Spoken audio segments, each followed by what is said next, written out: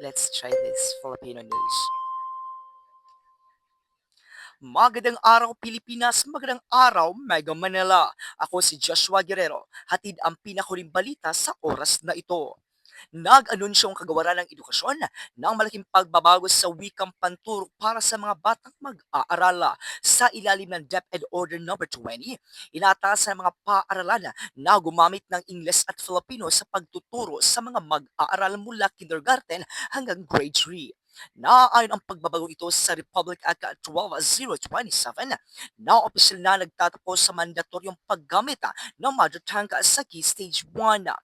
Ayon kay Education Secretary Sonny Angara, English at Filipino ang magsisilbing pangunahing idioma ng pagtuturo, habang gagamitin naman ang Filipino Sign Language para sa mga bingi at hard of hearing learners.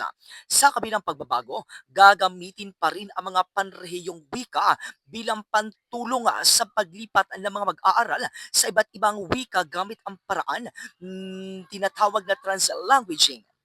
Nilalayo ng hakbang na ito na pahusayin ang literacy at comprehension habang tinitiyaka ang inclusivity at mas maayos na pag-unlad ng wika para sa lahat ng uri ng mga mag-aaral.